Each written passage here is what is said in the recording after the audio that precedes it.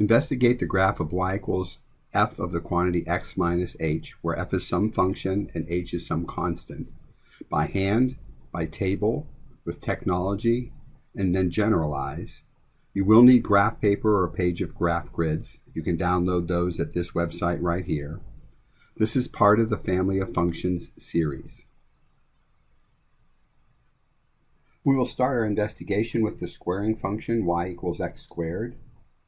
I'd like you to go ahead and graph y equals x squared using the parabola dance. Press pause until you're finished.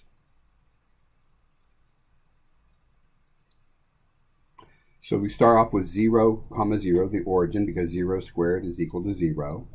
Write 1 up 1 because 1 squared is 1. Write 2 up 4. Write 3 up 9. And then on the other side, left 1 up 1. Left 2 up 4, left 3 up 9. Or we could have also used symmetry about the y-axis to get those last 3 points. Go ahead and connect the points, and you have y equals x squared, that beautiful parabola. So keeping an eye on this parent function, we're going to graph y equals the quantity of x minus 4 squared. We're going to make a table with 7 rows with these values right here. You might ask why these values for x, and it will make more sense soon, so hold on. Complete the table, press pause until you're finished.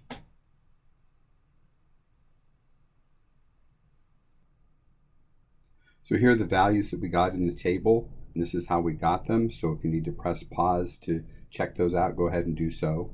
But go ahead and plot the points, and then press pause until you're finished.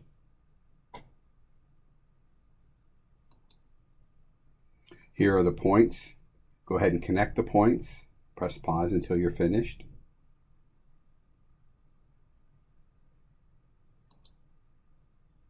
And connecting the points, you can see we get the graph y equals the quantity of x minus 4 squared. So how are the graphs similar? Well, they are the same shape, you can see that. But how are they different? Press pause and think about that until you're finished.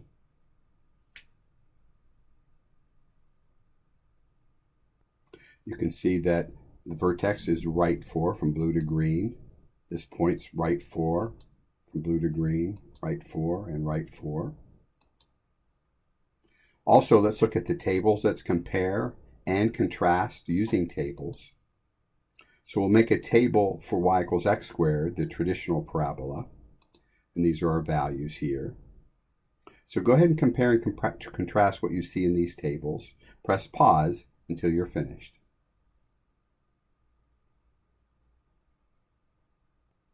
One thing you'll notice is that the y coordinates are identical in these tables. Look at the corresponding x coordinates. Press pause until you're finished, until you see a pattern emerging there.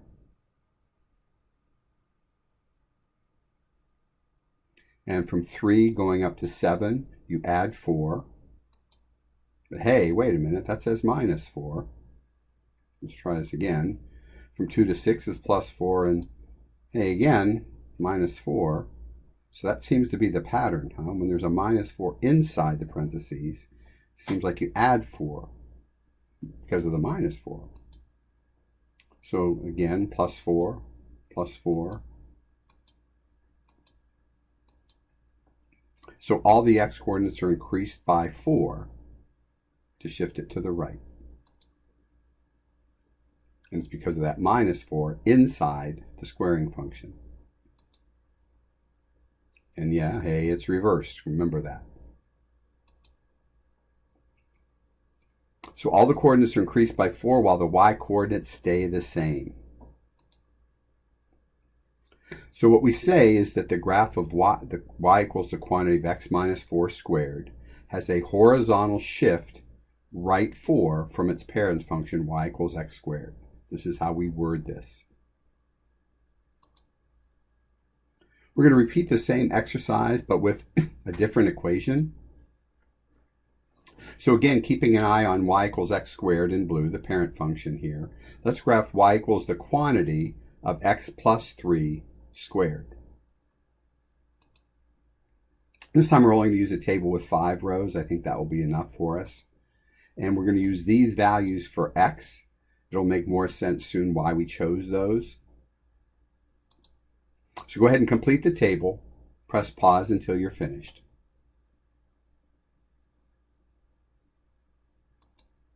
And these are the values that we came up with, and this is how we got them. Press pause if you need to. Go ahead and plot those points and press pause until you're finished.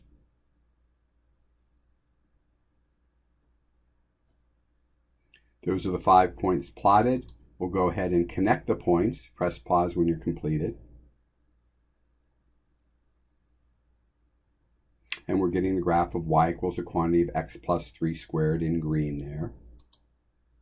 How are the graphs similar? As we said before, well, they are the same shape. And how are they different? Again, press pause until you've completed that thought.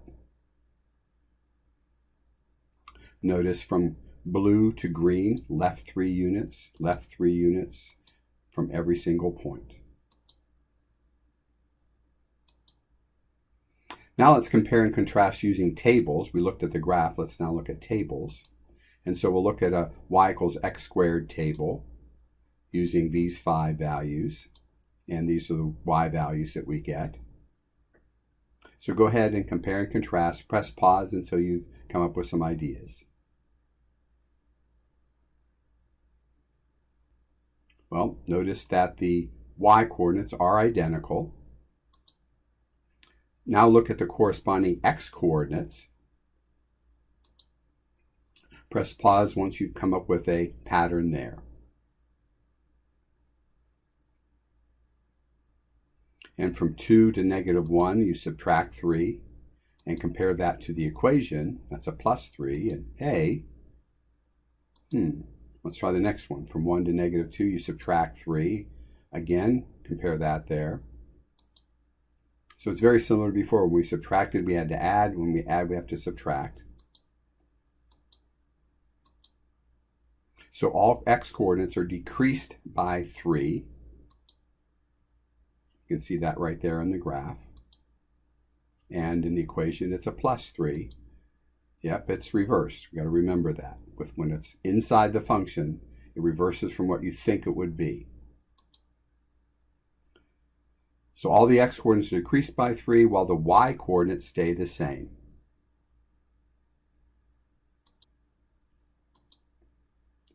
What we say is that the graph of the y equals the quantity of x plus 3 squared has a horizontal shift left 3 from its parent function y equals x squared. That's the terminology we'll be using in the phrasing. So let's generalize what we have learned so far. The graph of y equals x squared, the parent function, and the graph of y equals the quantity of x minus some number h, the quantity squared, are the same curve, the same set of points. They're identical. If h is positive, the graph shifts horizontally to the right h units from the parent function. If h is negative, however, and it's x plus some number, the quantity squared, the graph shifts horizontally to the left, the absolute value of that negative number units from y equals x squared. Does this horizontal shift hold true for other functions besides the squaring function? Well, we're going to investigate this using TI technology. So here we have the graph of y equals x cubed. It's in a dashed blue. And we have also y equals the quantity of x minus some number, the quantity cubed, and that's in green. We have a slider that controls the values for h. You can increase or decrease them. And we also have the tables that goes along with this. And here are the y values for the parent function and the y values for the green transformed function. So let's go ahead and look and see what's going on there. If I increase h to 1, then we're graphing y equals the quantity of x minus 1 cubed. And you can see that the graph has definitely been shifted to the right. Looks like about 1 unit. X minus 2, the quantity cubed, you can kind of see the shift there. X minus 3, the quantity cubed, it's exactly the same shape, just been shifted horizontally to the right. And so you can see here, 0, 0 is at the blue one, but it's 3 places later when it's 3, 0 on the green one, because of that shift 3. Let's also go ahead and look at when h is negative. So this is y equals the quantity of x plus 1 cubed, and you can see it shifted to the left horizontally 1 unit, the absolute value of that number there. H is negative 2, the y equals the quantity of x plus 2 cubed. And here again, you'll see here 0, 0 here, but it's negative 2, 0 for the green one, so it's 2 later, okay, because of that plus 2 there. But it's going backwards, just the reverse. And looking at x plus 3, the quantity cubed, and x plus 4, the quantity cubed.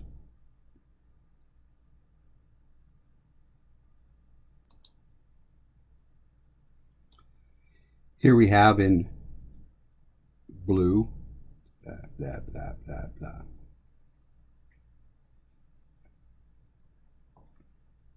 Here we have in dash blue, y equals the square root of x as the parent function, and y equals the square root of the quantity x minus 0. All of that is inside the function there. We also have the table. So let's go ahead and increase the slider so that h is 1. So notice that to compare y equals the square root of x minus 1, the quantity x minus 1, to the parent function. It looks like it's shifted to the right 1 unit. Y equals the square root of the quantity x minus 2, shifts 2 to the right each point. Y equals the quantity of x minus 3. And again, you can see that when here I had 0, 0 on the blue function, I don't get to 0 until I'm at 3, 0 on the green function, because of that minus 3, shifting it to the right. Let's go ahead and make h a negative number. So now we're looking at y equals the square root of the quantity x plus 1, shifted to the left 1. Y equals the square root of the quantity x plus 2, shifted to the left 2, and so on. Here the parent function is a piecewise function, y equals f1 of x in blue, and y equals f1 of the quantity x minus 0 is going to be in green, and this is the slider that will control the values for h. So I'm going to increase h to be equal to 1, and you can see that the green graph, y equals f1 of the quantity x minus 1, how it compares to the blue graph, shifted to the right 1 unit.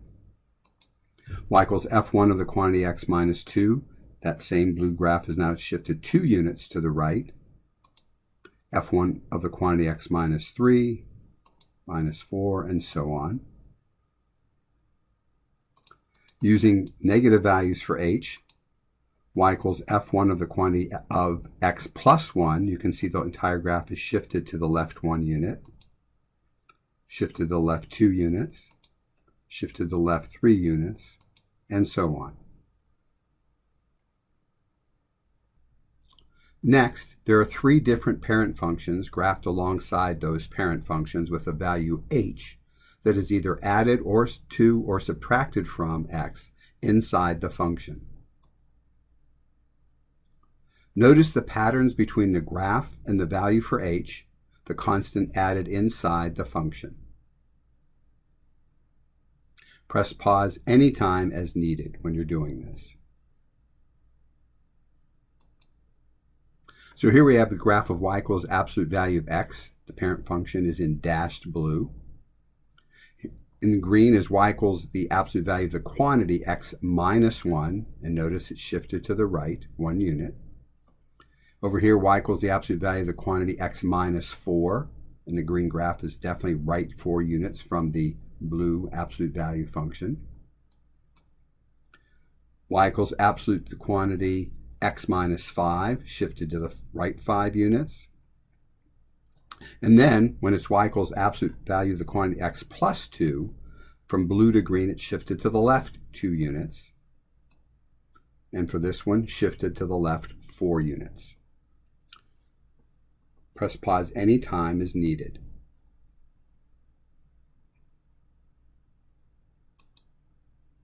Here we're looking at the reciprocal function. The parent function is in dashed blue.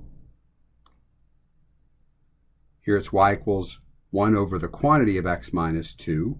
And so the minus 2, had it shifted to the right 2 units, you can see the vertical asymptote shifted and the whole graph shifted as well. Y equals 1 over the quantity x minus 3. Everything shifted to the right 3 units, including the vertical asymptote. Y equals 1 over the quantity x minus 4 to the right. But when y equals 1 over the quantity of x plus 1, the entire graph shifted left 1, including the vertical asymptote. Similarly, for y equals 1 over the quantity of x plus 3. Press pause anytime as needed.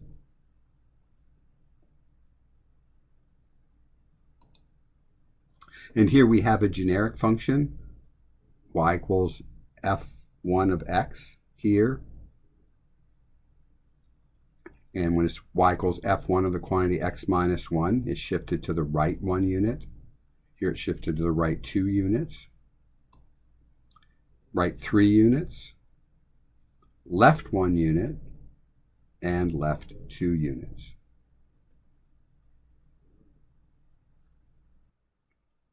Let's summarize graphing y equals f of the quantity x minus h, where h is some constant. When h is greater than 0, that is, h is a positive number, the graph shifts right horizontally, h units, positive, right. When h is less than 0, that is, h is a negative number, the graph shifts left horizontally, the absolute value of that negative number, h units, negative to the left. Now you try one. Graph y equals the square root of the quantity x plus 3 for practice. Press pause to do this and then resume when you're finished to check your answer.